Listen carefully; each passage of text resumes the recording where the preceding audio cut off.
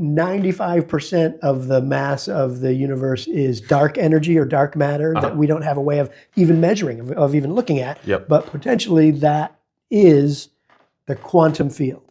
And the nature of the quantum field is that it is indefinite until it is observed, right? That the potential of any one atom or molecule or a neutron in an atom is that only by measuring it can we locate it or have its mass. But then you've affected it. But Then not only have you affected it, but the mechanism by which you affected it, by which you determined what it was your observation, was your perspective, you looked at it in that moment, and it became the thing that it was at the very moment that you looked at it. And it wasn't that. That was one of the field of possibilities for it up until that point that you observed it. Mm-hmm.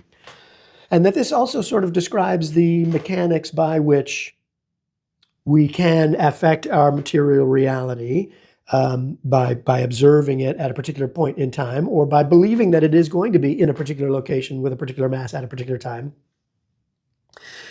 And that all of those other places, all of those other possibilities, possible manifestations of that neutron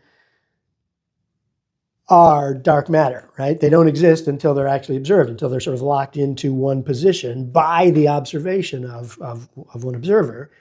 And that in the same way that you called the cattail alive until it was cut to put in this jar, but it's still alive to the degree that you're looking at it, to the degree that it has reality by your observation of it. It's still participating. But it's never going to continue to grow and to make. It won't continue to grow. And to pass on its genetic material to another plant. It's not going to give seed. It's not going to. It's not going to have children at this point. And so I think of that as essential to life, not just existence. Now, reproduction. I was trying to make that compares between existence and life. But what's fascinating here, what I find myself, is that this discussion of physics, would it be, I guess it would be physics, is also a... You got a budget meeting, I think. Probably, whatever.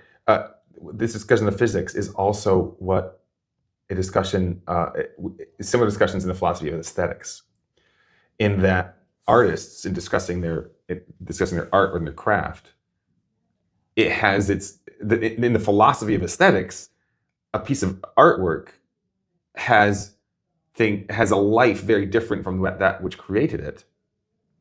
Than the person who created it. A piece of art, a painting, the Mona Lisa has a whole different existence because of the way people observe it. Because of the new observers of this because thing. of the observers of it, it gains social significance. It gains historical significance. It gains as can a rock. Take for example gold or sure, copper, exactly, any sort of thing that or a particular mountain. We talk about mountains all the time. Jerusalem, Sinai, Mount Marcy. These things have their importance. They have been, by the way that we observe them, by the way that people look at, appreciate, ascribe meaning to them. But the philosophy of aesthetics, the philosophy of art, has a lot to say on this matter, which I'm sure is beyond what we're talking about today. But I just wanted to point out what the beautiful left brain, right brain complementarity here of the physics conversation and then an artist's conversation. Which aren't really different. Right? An artist is just another perspective, another place from another location from which to observe the field, let's say, the universe, and to choose to express one particular aspect that observer is experiencing.